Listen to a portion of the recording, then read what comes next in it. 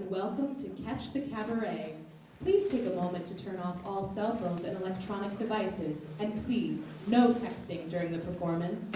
The use of photography or recording devices is strictly prohibited. In the case of an emergency, please note the exit at the right and rear of the theater. Thank you, and enjoy this evening's performance.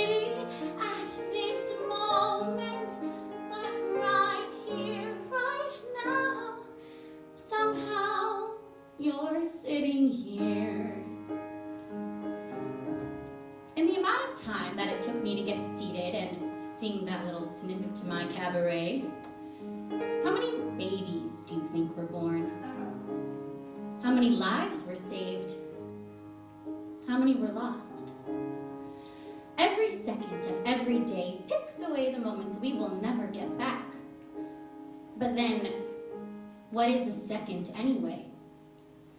Well, according to Webster's dictionary, a second is the base unit of time, occupying the number 2 in position, and next to the first in importance or rank. But wait, what does that mean for the second born? After all, I'm the middle child of 3. 3 years older than my brother, and 3 years younger than my sister. So naturally, I did everything she did before me, whether I liked it or not. Wherever we go, whatever we do, we're gonna go through it together. We may not go far, but sure as a star, wherever we are, it's together. Wherever I go, I know she goes. Wherever I go, I know we go. No fits, no fights, no feuds, and no egos. Amigos, together. Through thick and through thin, all out or all in. And whether it's wind, sleet, or snow, with you for me and me for you, I'll follow through whatever we do together. Wherever, together, wherever we go.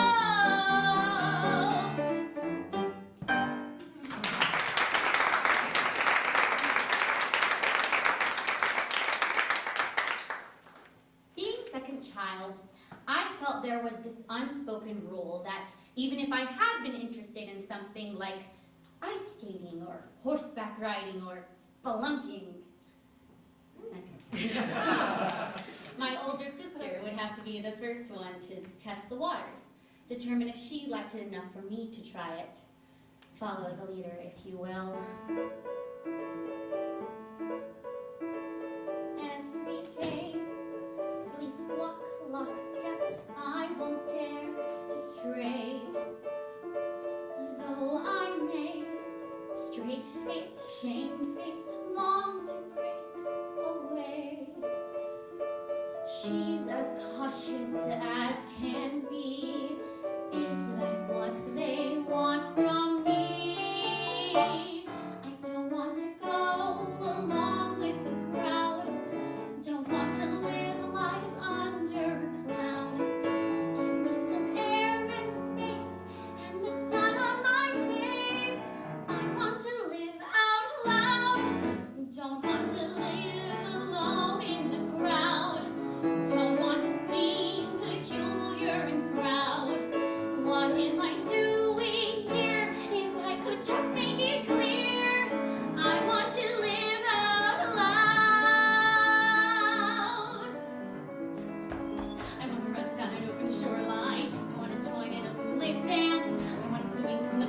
branches of a tree.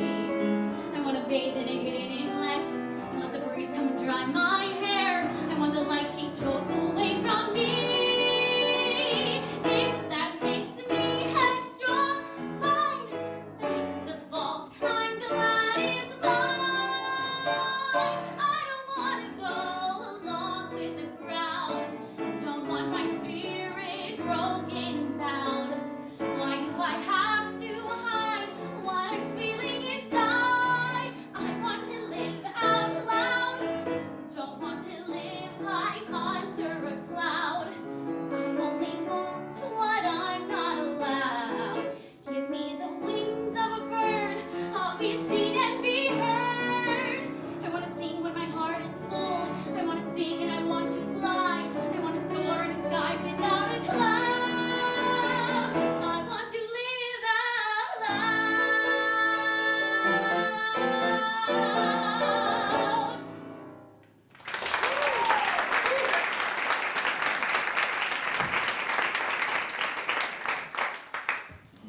With 3 years between us, I thought if I didn't step up my game, I would be lost in her shadow, doomed to be defined by everything she had done before me, like becoming an accountant. Needless to say, I was a very dramatic 7-year-old, determined to separate myself from being referred to as Keegan's little sister for the rest of my life. So, while I did everything she did before me, I made sure to work just as hard, developing a competitive edge to be the best, all while learning the art of patience when waiting one's turn to be in the spotlight. And then we joined our community swim team, where we were no longer pitted against each other thanks to various age groups, and I raced against kids my own age, and I was good at it. For the next 9 years, it was long drives to out-of-town meets, 5 a.m. practices, and the never-ending smell of chlorine and dampened hair.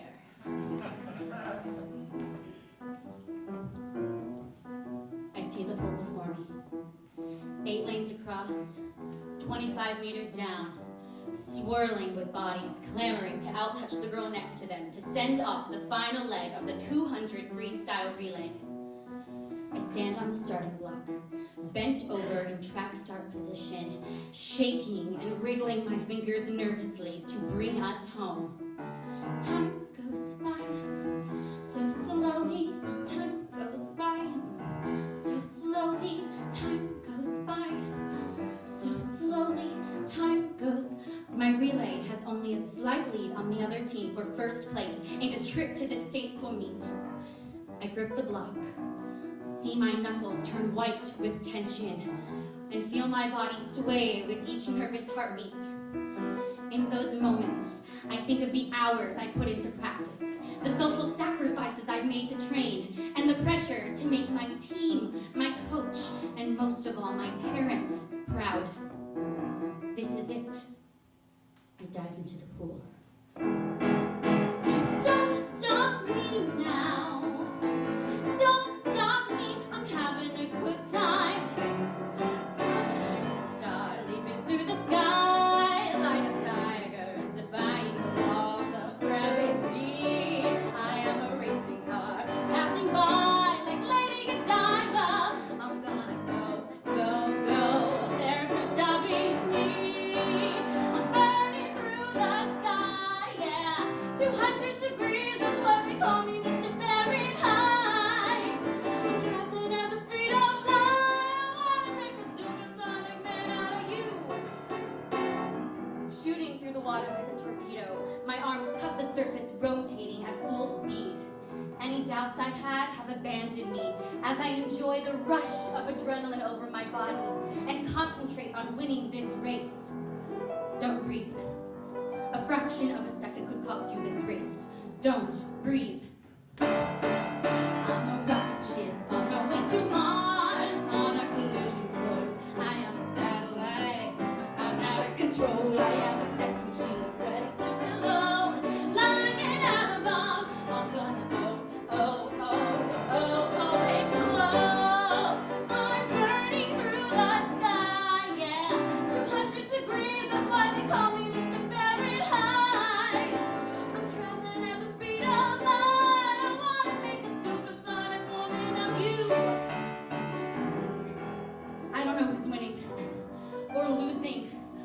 if we're even beating the clock.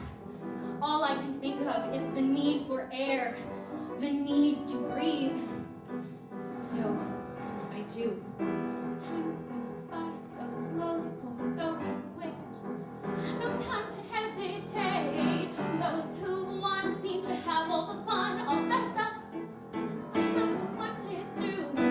Time goes by so slowly for those who wait. No time to hesitate. Those who won seem to have all the fun. I screwed up. I don't know what to do. My opponent and I are now neck and neck, fighting against the current our race has created, and wanting nothing more than to call this victory ours. I kick my legs a little harder. And as I stretch my arm to the finish, time suspends. I can taste the chlorine through my lips, and I can feel my body glide through the water effortlessly. And I can see every little bubble from my nose float to the surface, where the air is still and silent. In those moments, everything is serene, simple, weightless. I close my eyes and I hit the touchpad. And by less than a second, we place second.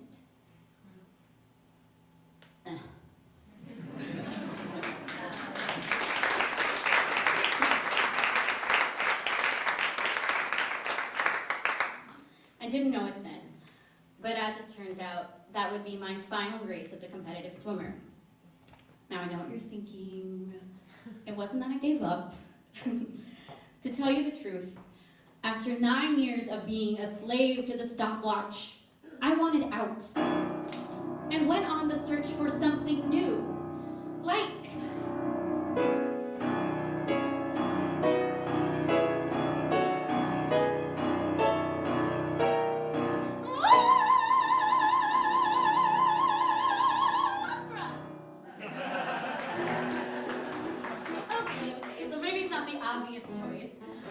but what I haven't told you yet is that I'm the daughter of a former professional ballerina.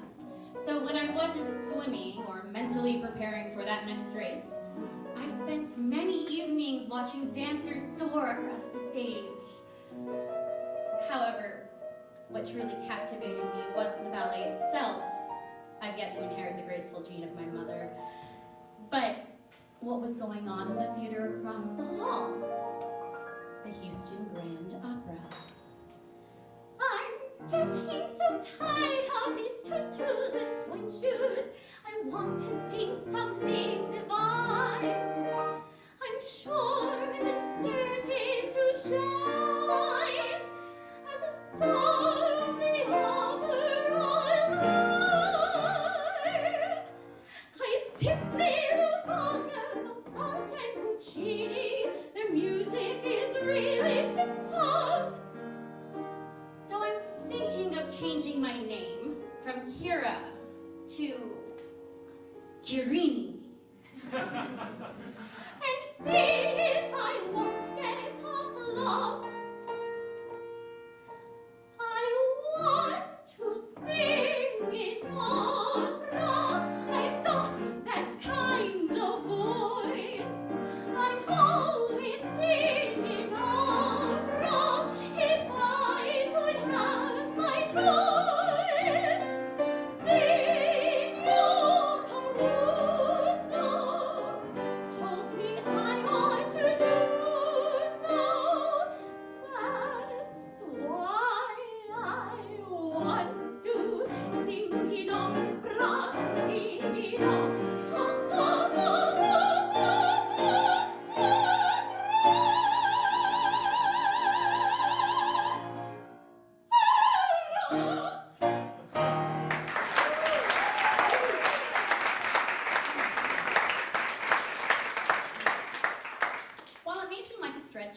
from what I knew and where I came from, the same discipline of opera remained true of swimming, with drive, endurance, and training being key points to success.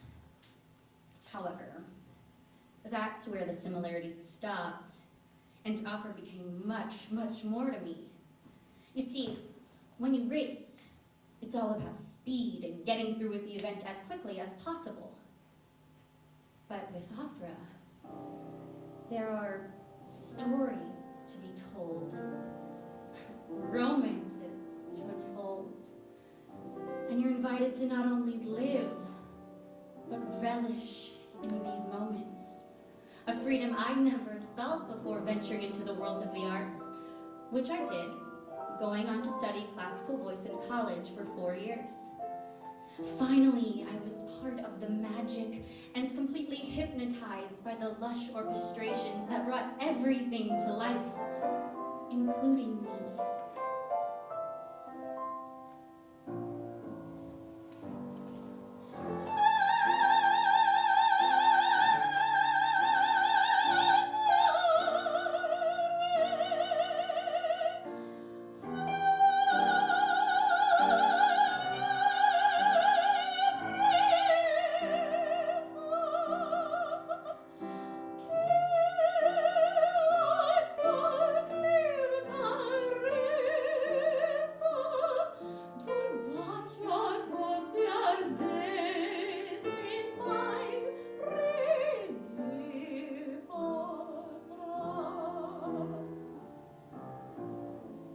In this aria, from Puccini's La Rondine, Doretta experiences a revelation of love, passion, and intoxication after a simple kiss from a schoolboy. Well, while there is no schoolboy in my story, opera provided me with a similar revelation of passionelle, ebbrezza, and amore. And I was enamored just the same. However, after 4 years of studying voice, I was awakened by the honest and brutal truth that I just wasn't good enough to truly make it in the business. You see, somewhere along the line, my soon-to-be dismissed professor misguided my technique so badly that the entire voice faculty was asking, what happened? What'd he do to her voice? She's gone backwards since she came here. I was distraught. I was convinced that I was supposed to be an opera singer, and my hopes were dashed as I realized the years I'd have to spend backtracking to undo the damage that had been done, all while falling further behind my competitors with no real chance at catching up. And the worst part was, this magical world I once found solace in was no longer my magic.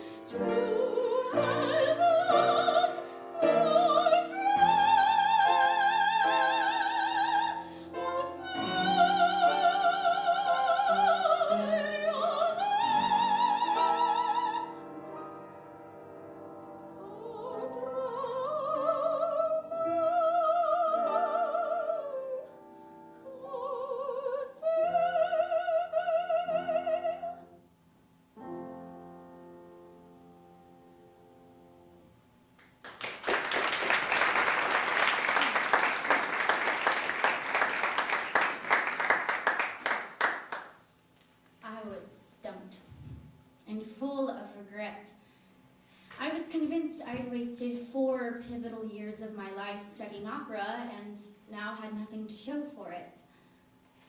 Well, except for my diploma. But what was I supposed to do with that now? Make paper airplanes? But then I came across an article that changed everything. It read, "Singers are some of the most courageous and driven people on the face of the earth. Singers are willing to give their entire lives to a moment that will stir the audience's soul. Singers are beings who have tasted life's nectar in that crystal moment when they've poured out their creative spirits and touched another's heart. In that instant, they are as close to magic, God, and perfection as anyone could ever be. And they know in their own hearts that to dedicate themselves to that moment is worth 1,000 lifetimes." And it was.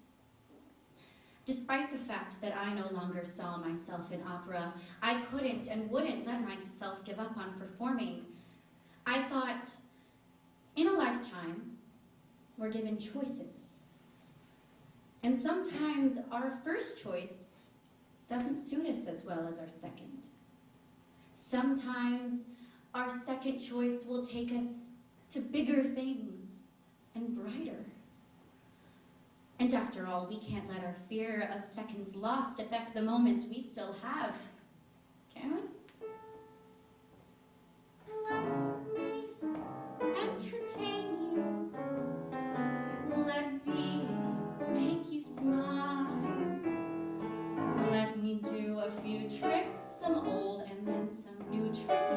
I'm very versatile. And if I'm real good, I'll make you feel good.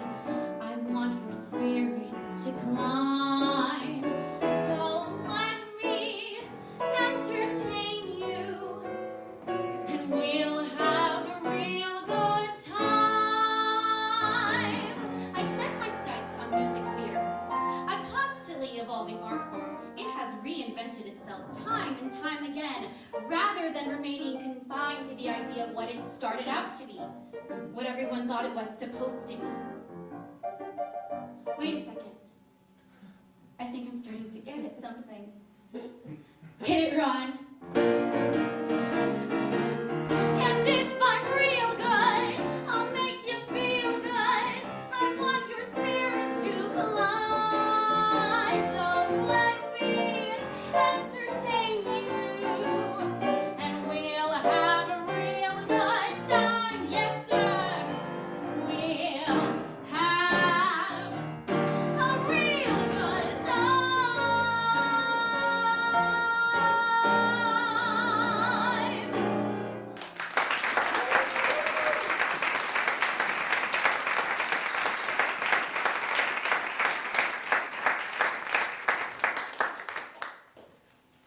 To my great surprise, my second choice became my first love.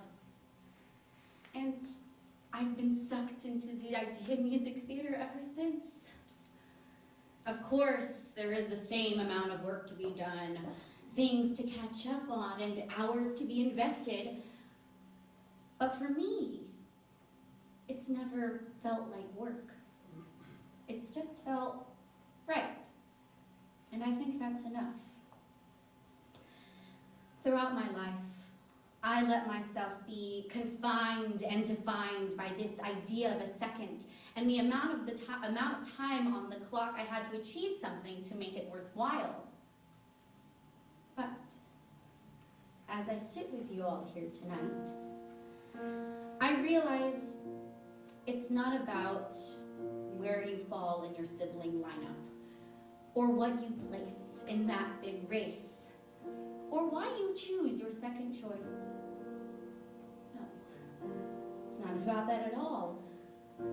In fact, it's clear that it's not even about a second, but about opening your mind to all the possibilities a moment has to offer when you slow down, take a deep breath,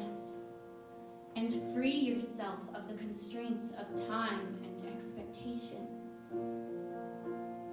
I am seeing my life in a way I have not. Awake through new eyes, I see all I forgot. I created a home filled with love and respect. I abused it at times, made it hard to connect. In each piece of my life, well, there's been proof of regret, and the things I can't change, I don't want to forget. But say